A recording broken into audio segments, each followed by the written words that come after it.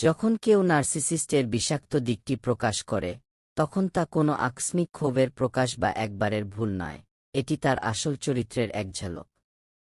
শেষে আপনি যে বিষাক্ত দানবটিকে দেখেছেন সেটাই তার আসল রূপ।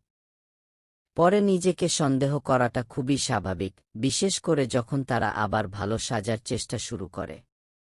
তারা হয়তো ক্ষমা চাইবে, আকর্ষণীয় আচরণ করবে, বা এমন ভান করবে যেন কিছুই ঘটেনি, যা আপনাকে প্রশ্ন করতে বাধ্য করবে যে আপনি হয়তো অতিরিক্ত প্রতিক্রিয়া দেখিয়েছিলেন।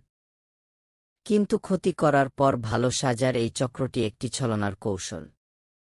এটি আপনাকে আপনার সীমা নিয়ে দ্বিধাগ্রস্ত করতে এবং সম্পর্কে আটকে রাখার জন্য তৈরি করা হয়েছে। তাদের ভালো রূপটি আসল মানুষ নয়, এটি একটি মুখোশ যা তারা পরে যখন তারা নিয়ন্ত্রণ হারানোর ভয় পায় বা আপনার কাছ থেকে কিছু চায়।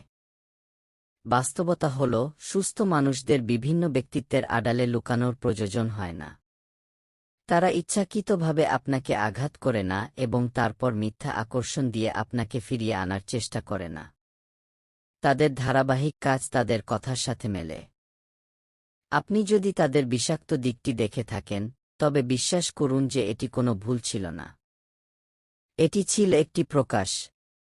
সাময়িক দয়া যেন তাদের করা ক্ষতি মুছে ফেলতে না পারে।